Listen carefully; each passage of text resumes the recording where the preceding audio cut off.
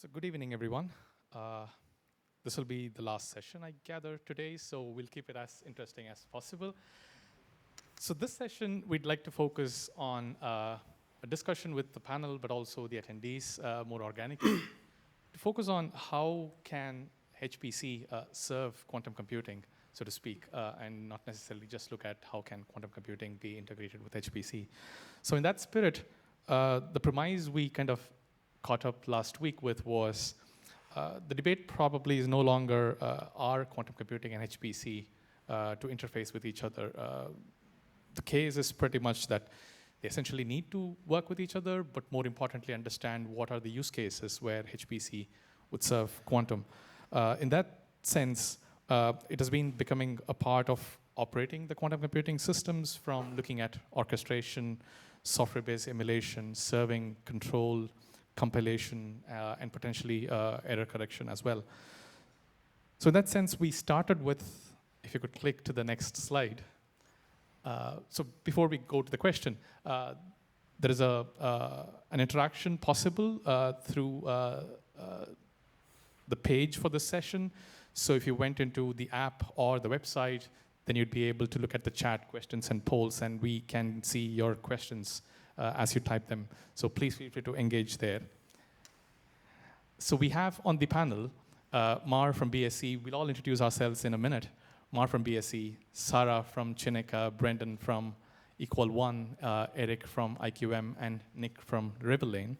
So what we looked at was what are some of the interesting and primary challenges on which to focus where HPC and quantum computing environments are becoming increasingly dependent on each other, particularly where HPC serves the scalability operation of quantum computational systems. So with that, I'd probably let the panel introduce themselves and just give us their initial thoughts before we then run into a discussion based on some questions. Hello, everyone. My name is Mar Tejedor. I'm from the Barcelona Supercomputing Center in Barcelona.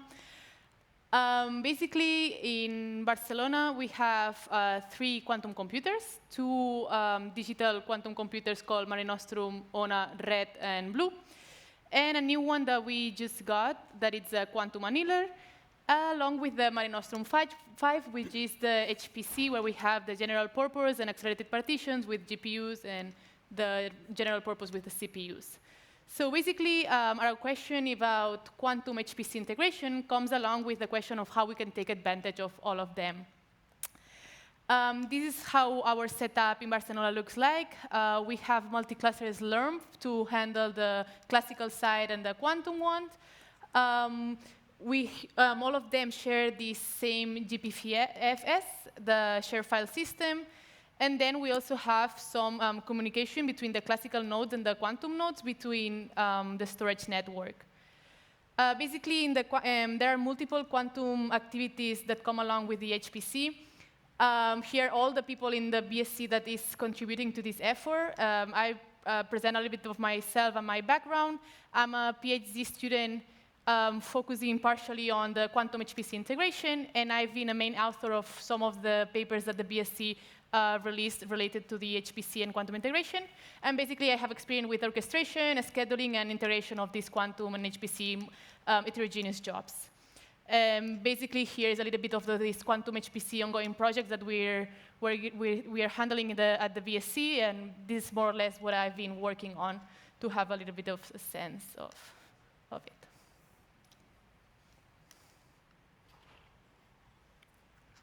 Okay. So I'm Sara Marzella from CINECA. CINECA is the HPC center in Italy, and from the Quantum Computing Lab, we provide quantum computing resources in almost 3 different ways.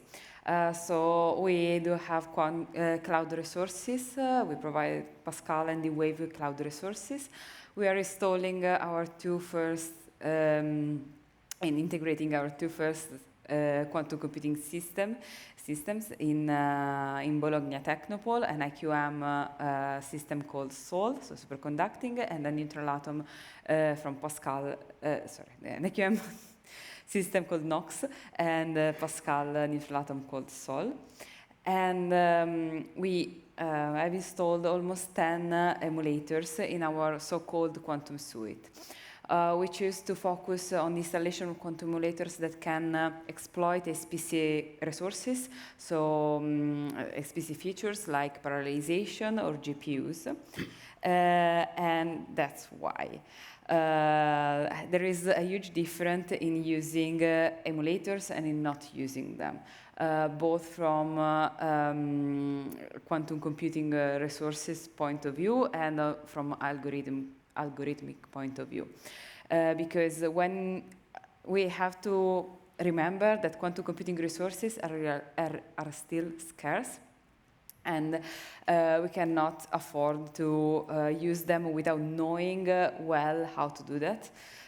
So using the emulators before going on the QPU gives us a clear view on what to expect. We can correct our algorithms if there is some error, and remember that usually it is possible to add noise to our emulations in such a way that we can better understand the results. During our studies from ourselves or from our students, we saw that studying the results with noise before going on the machine made a huge difference in the experience and in the validation of the results obtained. So please remember to use always the emulators. Here you can find other points, but we can discuss together which are the best ways to use emulators and real QPUs. Thank you. Hi, so I'm Brendan Barry. I'm CTO at Equal One. And just to introduce Equal One, because a lot of people here may not have heard of them. So we're a full stack quantum computing company. And what that means is we build qubit chips. We also build a cryo-CMOS controller chip. We build our own cryostats, and we build a full stack. So the full compilation stack, along with the algorithms and applications. We're headquartered in Dublin, Ireland, and we've got some offices in Delft, the Timișoara in Romania, Sherbrooke, Canada, and Fremont in California. Our qubits are built out of silicon spin, so we use electrons to encode our qubit information, and that means we can use a lot of the silicon fabrication technology, and part of the beauty is that we're able to leverage that scale. We're 55 people, so still startup mode, but it's a lot of domains, all the different domains try to come together into one system and build one system. And we actually released our first product called the rack system. We have it out here on the show floor, running live, running a quantum application. It's a 42U form factor, so it's very different from what you imagine a quantum computer should look like. It's fully self-contained. It uses 3 kilowatts, and that's including the classical portion. You just plug it in, you go, no change to your infrastructure. Very different than what you probably thought, very different from what they'll have in Barcelona, I imagine. But it's a fully self-contained hybrid quantum node. And so come see it on the Bull stand today, and then tomorrow at the ICHEC Equal One stand on Thursday and Friday, or Wednesday, Thursday. Okay, so I was asked to talk about the process of mapping a classical algorithm onto a quantum algorithm, or even a hybrid quantum algorithm, and talk about some of the challenges and maybe introduce some of the topics. I used my Gen AI tool to compress. Venkat said I needed to get it in one slide, so compressed it all into one slide, so it did a decent job, I think. But maybe, quantum computers are not general purpose computers. They're good at certain things. They're good at molecular simulations or quantum mechanical simulations for pharmaceuticals or material discovery. They're very good at optimization algorithms, traveling salesman and equivalent. And then the holy grail, I guess, is machine learning, but more specifically AI training, because that's a very large optimization algorithm. But we're quite a bit away from that yet.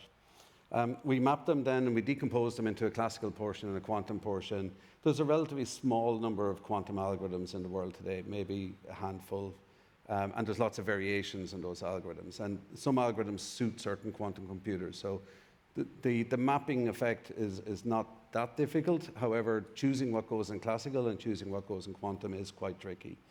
And there's a class then of algorithms that we have called variation algorithms that iterate quickly between classical and quantum, and they hone in on the answer. And they're showing quite a lot of promise for noisy quantum computers, and that's beginning to show some of the bottlenecks that we're hitting today.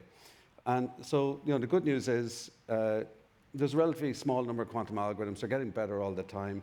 We're hoping there'll be a new class of students coming out that are quantum computer scientists and start inventing new algorithms. And we're beginning to see it already.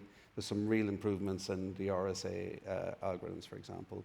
However, the compilation and the classical portion of those hybrid algorithms are now the bottleneck. The quantum portion takes microseconds. The classical portion is taking hours. We need to start putting some energy into the classical portion. And just to try and emphasize that a little bit, I put a naive graph of the compilation time as qubits scale. Now, this is brute force. There are much better versions of this, but just to hammer home the problem. Today, you can get access to hundreds of qubits, maybe even 1,000 qubit if you've got access to a very large IBM system. But the compilation time is becoming really problematic, and we need to put some energy into this. And the normal things you see in HPC community, we started off with Python compilers, we're moving to Rust, now we're moving to C++. And I've just seen GPU accelerated compilers and then multi-core compilers, distributed compute, all things that are in the HPC community already. We're beginning to use ML heuristics as well, very, very early stage. But this is now a problem, and the reason it's a problem is a very significant portion of quantum compilation is routing and mapping. And that's quite different than regular compilers. There is some partitioning maybe in a regular compiler. And there's two different classes of quantum computer. There's a fixed topology that's got a relatively inflexible mechanism for moving qubits around, and then a shuttling topology where you can freely move electrons around and connect them, or qubits around rather, I should say, and connect them in any arbitrary way you want. However, compilation for both those topologies is really problematic when you start talking about 1,000 qubits or 2,000 or 10,000. The compilation just goes off the scale, and we need to do something better. Okay. And I'm Eric Mansfield. I'm from IQM, and we build superconducting qubits. I'd like to pick up a little bit from where Brendan left off to talk a little about what is necessary for us to scale superconducting into the fault-tolerant era. So first, briefly about IQM. IQM is the leader in terms of quantum computers that have been sold in the last few years, and this has given us a lot of insights in what it takes to really deploy quantum systems in the real world. And I'd just like to, unfortunately, show you this eye chart, but really hone in here on the bottom of the line here where we're talking about our hardware roadmap. This you can also download from the internet, so you can have your own high-resolution copy. But what you'll see is that we are more than tripling the number of qubits that single qubits we plan to put on our device every year. And this is a pace that exceeds Moore's law, and it's very clear to us that as we scale, we cannot simply triple cost ad infinitum until our systems cost over $1 billion each. We need to have a discussion about what it means to build scalable superconducting qubits, and a lot of this comes down to looking at the hardware itself. So if you look at this picture here of an exploded test station, you'll see the measurement rack. In this measurement rack are all the room temperature control electronics that run the quantum computer, the microwave generators, the electronics that are used for readout. And this, after the QPU, is the second single largest source of cost in the entire BOM. And so today I'd like to talk a little bit about how we're going to scale the cost of room temperature electronics, and also how we're going to be able to enable error correction. Yeah, hello everyone. Well, I'm Nick Johnson from Riverlane, based in Cambridge in the UK. So a little bit about Riverlane then. So Riverlane is in the business of quantum error correction. What is quantum error correction? Well, it's about protecting fragile quantum information by actually building logical qubits out of many physical qubits, and then crucially by coordinating the qubits in such a way that when it comes to measuring, you don't measure and therefore destroy the very fragile quantum state. So Riverlane is now 10 years old as of next month. There's around 170 employees and growing at the moment. And we work with all qubit types. And so there's a range of partners that I've put up there. So these are quantum hardware companies building QPUs. These are also national laboratories, and there's some investors on the slide there as well, and some academic groups that we work with. So actually we have a research team that looks into new codes, error-correcting codes. But then we have an engineering team in software and hardware whose job is to build DeltaFlow. That's our modular real-time system for quantum error correction. And that plugs into a control system via an open standard. And it will perform error correction for any qubit type. At the moment, the decoder, which exists in there, and maybe we'll have a chance to talk about decoders and error correction in more detail, is based on surface code, but with certain adaptivity as well. So a little bit about me then. So I did my PhD in experimental trapped ion, so in a lab, trapped ion quantum computing. And then I did 2 years as a postdoc before joining Riverlane. I've been at Riverlane for around about 4.5 years now. So my day-to-day job is partnering with hardware companies, QPU makers, to actually put that research to work on real applied problems. And then it's quite timely actually that we have the sort of event today, because we just recently announced a partnership with HPE, so tying into the HPC side, and that's actually a consortium, more than just Riverlane and HPE. I know IQM's in there, there's 8 companies in there as well, and so Riverlane will bring the QEC expertise, but HPE, obviously very famous for the top 3 world's fastest supercomputers. And what we really need to solve this problem of fault-tolerant quantum computing is all of those learnings that we've had over decades of HPC, including compilation, including emulation, software libraries, and so on, because it's going to be a big challenge to get to many, many qubits and to get to reliable quantum computing. Okay. So thank you very much for everyone on the panel for already giving us some entry points into the more technical topics on control, compilation, error correction.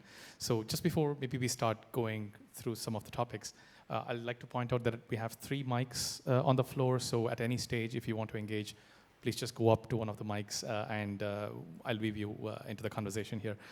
Maybe going back to Mar, your opening topic, could you elaborate a bit more on, from your experience, in hybrid workflows and applications, where do you see are the kind of harder orchestration challenges taking us to? Would it be in terms of workflows, latency, data movement, or any other aspects there? Yeah, sure. Basically, some of the topics have been already mentioned during the introduction, but we're talking about different quantum technologies. We're talking about different HPC quantum setups. We may have our quantum computers on site next to the HPC, but some other places, they would have it on a cloud quantum computing. They would have it very far. There is so many different setups, and all of these enters this orchestration problem or these orchestration issues that we have to handle as we want to do hybrid HPC quantum executions. First of all, different quantum technologies. This means different execution times. Superconductings are so fast. Trapped ion, I know it's much slower. You all have to have this into account when you want to do the scheduling. Latencies between having on-site or in the cloud, it's also very different. We also add a third constraint, which are queues, which are some other specific fidelities that the user needs for the application to work. So orchestrating these hybrid quantum HPC workflows, it's a multi-dimensional constraint that we have to always have in mind. And this is where, from the orchestration and the scheduling side that I'm working on, is what I'm facing nowadays. And if I may bring in Sara, in your capacity, perhaps as a parallel in Italy, but also Eric. Like you mentioned, IQM has had kind of extensive experience in working with HPC operators and infrastructure providers. We come from a world where largely CPU, GPUs have, relatively speaking, predictable execution models. Does having a QPU or a quantum computational node in that ecosystem, different models of latencies, what does that introduce into the kind of accommodation that's needed in terms of runtime, workflows, being predictable or not, so to speak? Yes, that's a good question. I completely agree on what Mar said.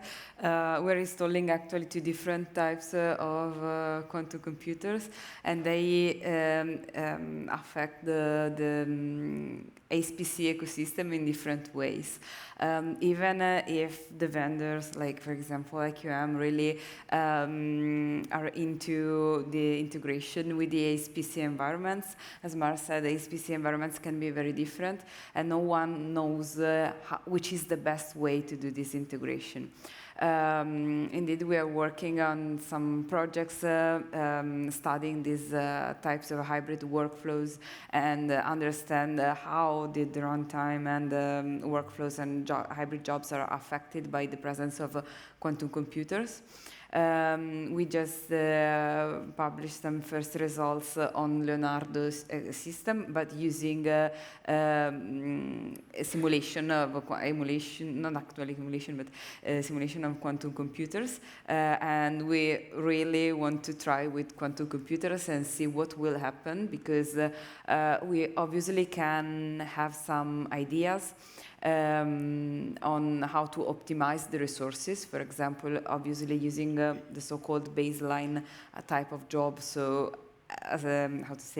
blocking all the HPC and all the quantum computing resources all together is not efficient. But in all the other paradigms that we can imagine and construct, which is the best one. And we are going to experiment to know better which of them will be better. And we were collaborating with BSc too on this experimentation. And pulling on the thread of software emulation of quantum computational systems, so on one hand, the well-understood, acknowledged use cases for applications execution, so to speak, if I may. But on the other hand, how does that play a role in validating some of the compilation, software development, orchestration, or operational workflows as well, meaning it's just not for application execution, it's for algorithm design. How does software emulation play a role in that system design as a whole as well? I'd welcome, I don't know, Brendan or others to comment on that as well. I can answer it. I mean, we use emulation systems to debug our tools, debug our compilation strategies, debug exactly where noise is coming from. Like we have digital twins of our quantum system, and that has helped us work out better calibration techniques and technologies. So it's a very necessary tool, but I think there's going to be some challenges. It works up to a certain point. It works up to a certain number of qubits. And I think what we'll see with the emulation systems, you can either choose to abstract up and go into a larger number of qubits, but you're still going to get to hundreds of qubits, but maybe not beyond that.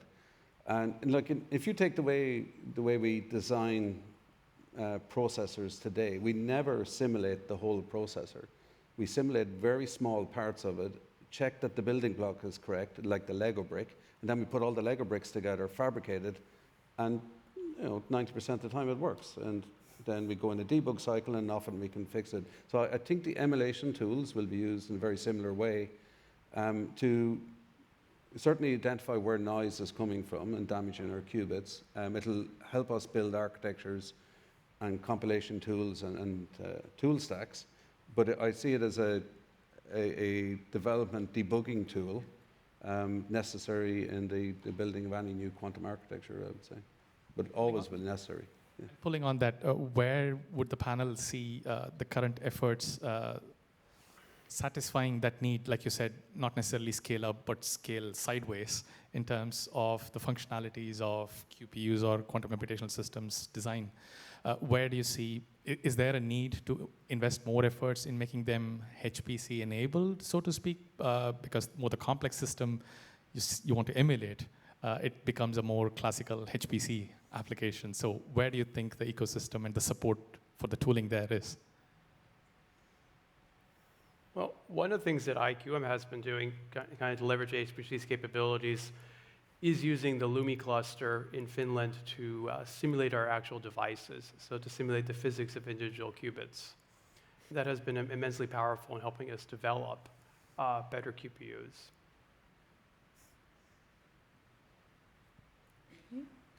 I'd probably just, I think it is a very useful tool, but I think we need to be mindful of the economics of it. At a certain point, we'll outgrow the biggest clusters we have, and it becomes very expensive to access them. So it will be used for certain very focused questions to answer, but I think if we try and build it into the mainstream development, it'll become extremely expensive to develop quantum computers. And we need to find the right commercial trade-off. Maybe we don't need the full cluster, but maybe we need a small portion of the cluster to do significant tasks.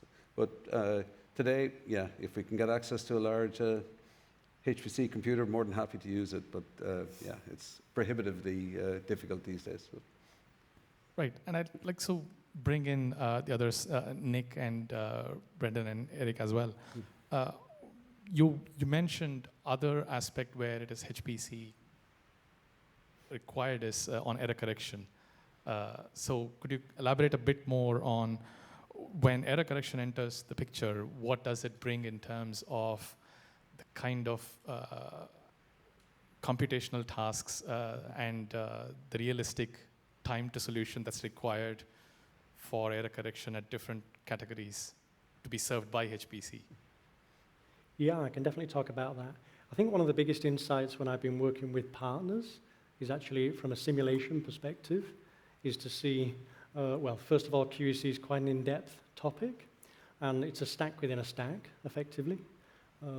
It becomes part of the control stack, in a way, but a very crucial part.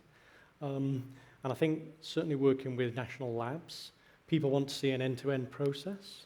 And so with our Delta Flow system, actually it's quite possible before you even connect to any qubits, any real-life qubits, you can run through an end-to-end decoding. So ultimately what you want to be doing is measuring your qubits. This is where the control system comes in. You don't want to measure your data qubits because you will destroy them. But interlaced in that lattice are your measurement qubits. So we measure the measurement qubits, don't touch the data qubits, and as those readouts come in, there's nothing mysterious about those. It's classical data, zeros and ones.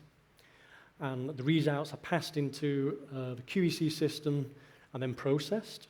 And this can all be done in simulation. We can have a mock control system that produces readouts. And so it's quite possible to rehearse, do a dress rehearsal effectively of this whole end-to-end QEC cycle.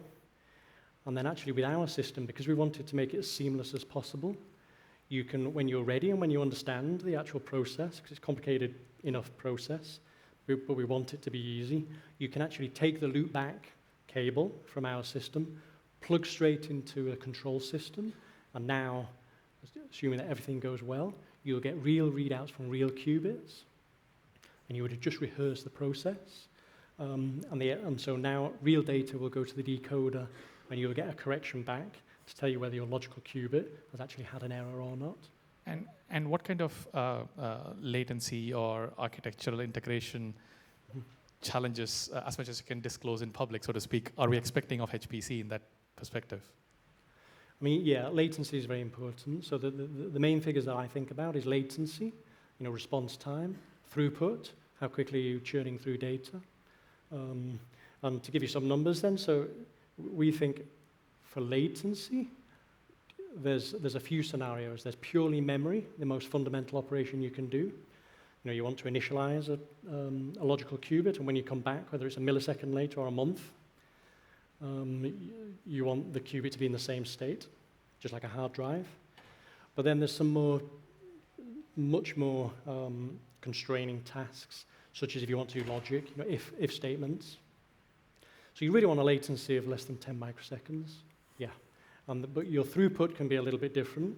Actually, even though there's a latency of 10 microseconds, we want to keep pace with the fastest qubit types. And that's superconducting qubits or silicon spin. Measurements are very, very fast. Your throughput should be on the order of a microsecond, yeah, or better. And how does, I'm looking at predominantly those that are engineering these systems, how does modality and the way in which you integrate your system with HPC play a factor into this, both from a technical perspective, but also from an operational cost scaling perspective? Okay. I'll answer it a little bit. I think quantum error correction is a very special class of algorithm, and it's very latency sensitive. And you want it to be much faster than the lifespan of your qubit, ideally. Now, the problem with our current systems today, you can't really have an OS in there. You need it, or if you do, it has to be a really fast, real-time OS of the order of hundreds of nanoseconds rather than milliseconds. So what's happening is we need to get rid of the OS. Then if you have a communication stack, you have to get rid of that as well. So we kind of need to re-engineer the node for quantum error correction and put it very, very closely bound to the qubits themselves. And there's different techniques. So that's a challenge, and it's very different than what the HPC community probably would have done before. However, there's other challenges, I think, once you get beyond error correction for more hybrid classical. Latency is still important, but not quite at the same level as quantum error correction. But being able to deploy a cluster at a given cycle, is the cluster meant to wait for the quantum computer or vice versa? And this orchestration challenge that we have. And the modality, the quantum computer has a big impact on that. And maybe another piece, which is tricky again, there is a tendency in the HPC community to try and write code once that will work on any x86 or even ARM-based cluster with any GPU in the back, because you don't want to rewrite your software. Unfortunately, it doesn't really work for quantum. You can do a certain amount and you can abstract away, but really your algorithm is tuned to the type of qubits you have and whatever advantages those qubits have. And we don't really have good transpilation strategies once you bind to what classic qubit you're going to compile to. So we need new infrastructure for this. The HPC community has done this before. The HPC community has figured out different ways of abstracting these layers away, and I think we need the help from the HPC community. But it's more the software infrastructure and, let's say, general operating system ecosystem than it is necessarily in the raw hardware itself. From the perspective of abstractions you mentioned, I'd like to pull it back from there. Okay. From a programming perspective, but also a resource modeling, scheduling, orchestration of workflows perspective. You rightly mentioned the HPC community has done significant effort in that space. Are we talking about extensions to them, or are we looking at new abstractions? Are we in a phase where we have to experiment with them? It's an open question to resource managers as well. Conscious, I don't want to answer everything. So. Until now, we didn't explore this topic. We look at the QPUs as accelerators for the HPC, so we expected the QPUs to help HPC, but obviously this is a new discussion that is emerging, and so we still don't have experience in this field, but we're really happy to listen, learn, and collaborate on what will. I want to add also that I think for the HPC community, there are also two different types of orchestration or handling with the QPU. One is this very low level with quantum error correction, with a lot of times we don't play a role in that, and we leave that to the vendors. And then is how we actually run the quantum computer with the HPC, looking more towards hybrid workflows.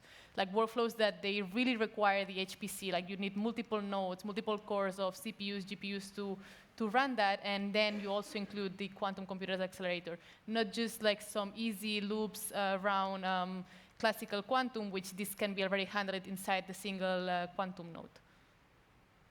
Yeah, and I think this is also, we keep returning to this point about QEC being very special. It's our general opinion that for superconducting qubits, whether they're FPGAs or the GPUs, they will be directly almost probably in the same rack we use for the rest of the control electronics for our near-term systems. And these are dedicated resources rather than allocating a node out of the cluster or the larger supercomputer to do error correction.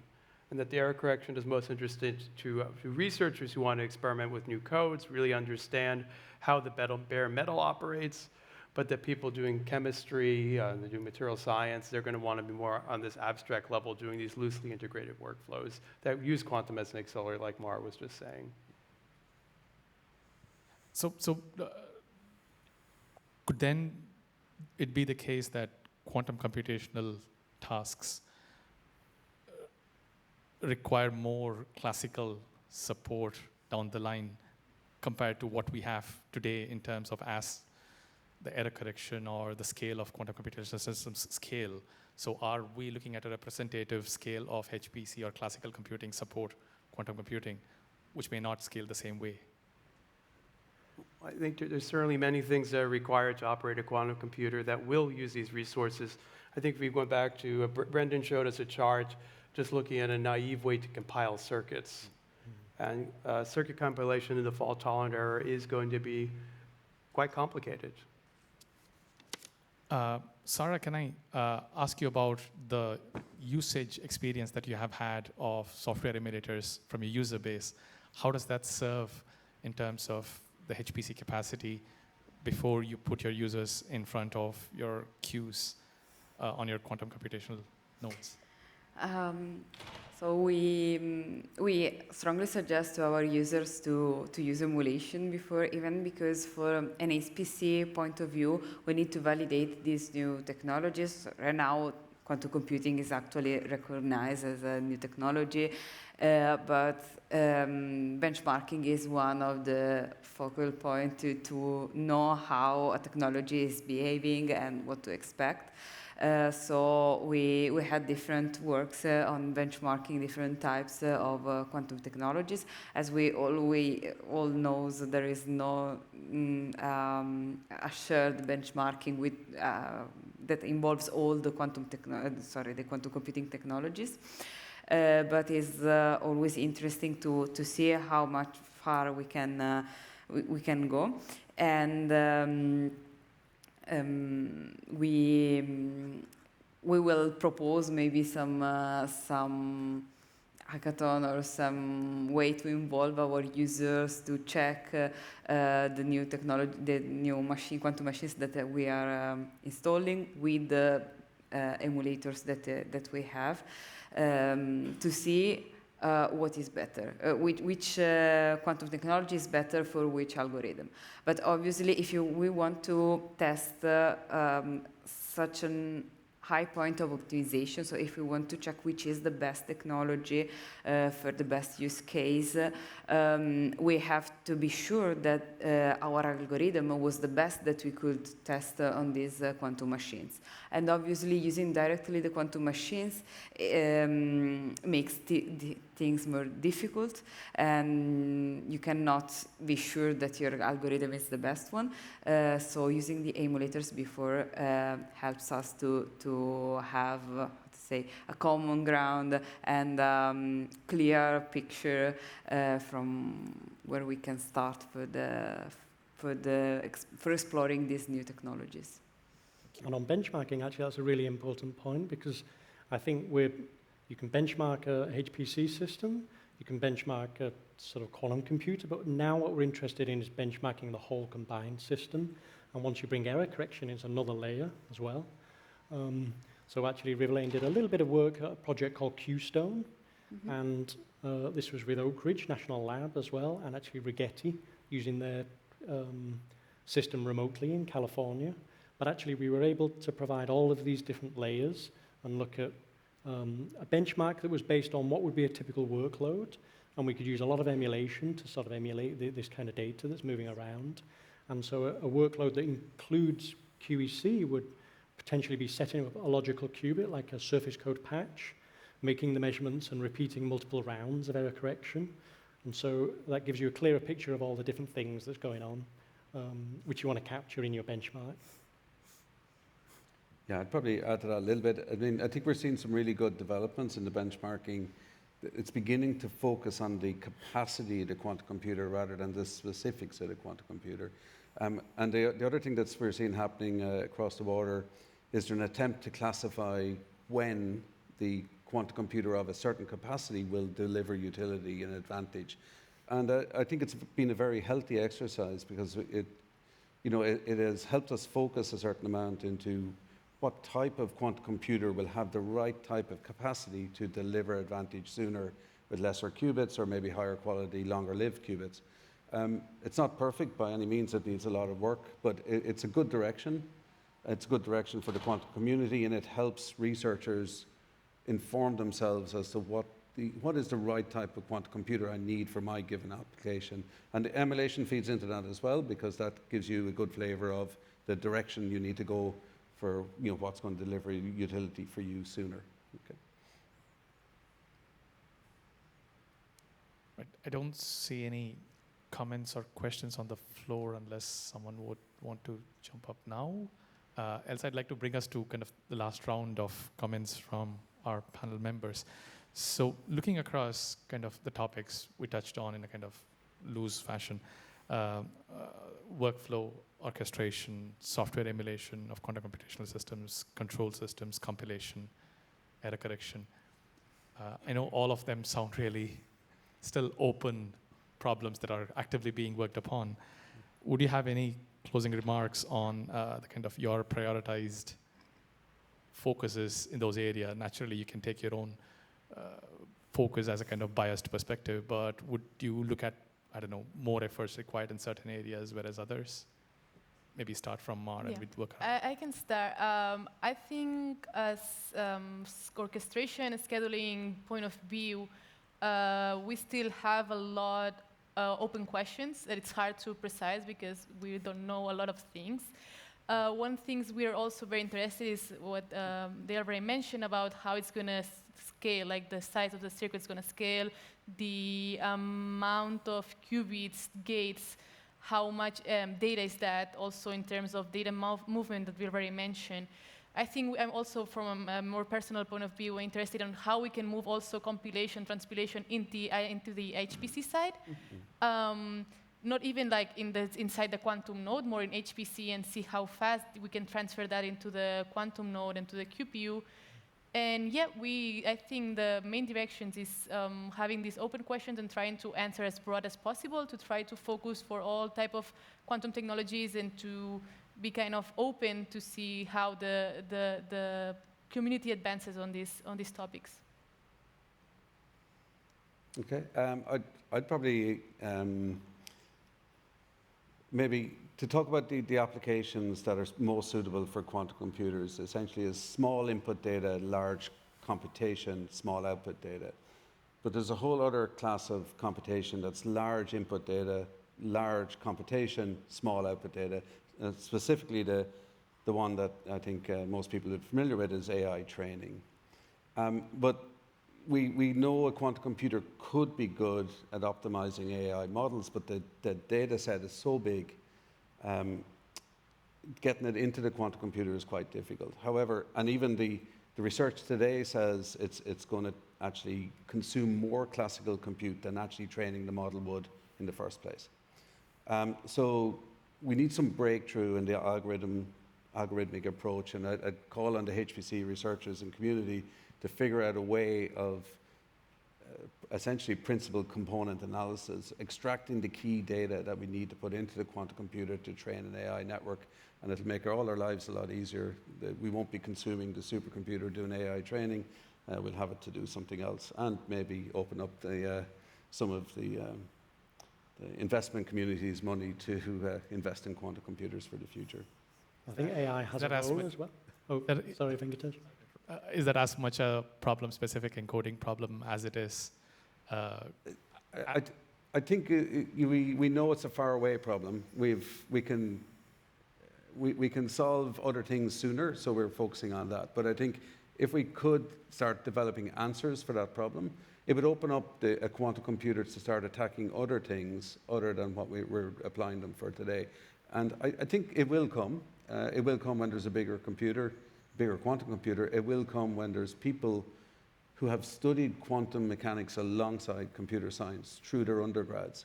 And we're beginning to see those people coming out now, and we're actually beginning to see significant improvement in algorithms because they're applying their minds from a fresh view And the RSA is a really good example. It went from 4 million qubits to 1 million qubits, and there's a 20,000 qubit variant. It's a little bit out there.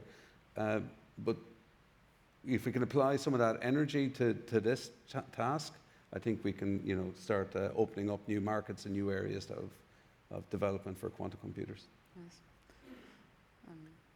Yeah, I was just because you touched on AI and some machine learning as well, and you did say earlier that actually the key is to be hardware optimized. So the different modalities, different qubit types, all with different strengths, different characteristics, timescales, and so on. So the key is to really hone in on the particular error models and so on. But actually, so when it comes to AI, so Google had Alpha Qubit, which is an AI decoder. So it understands the sequence of measurements, the syndromes, and it can identify the errors very accurately. There's a question about how fast it can be as well, but it can certainly be very accurate, and that's a great application of machine learning to this problem. Okay. I was thinking to something broader, because what I feel that is missing is actual hybrid jobs, not only related to AI, but in general hybrid jobs. In the HPC centers, we have some problems in figuring out how to do the orchestration and Slurm management of the workflows, because we don't know what to expect from this workflow. We don't know what to expect from the users and from the algorithms.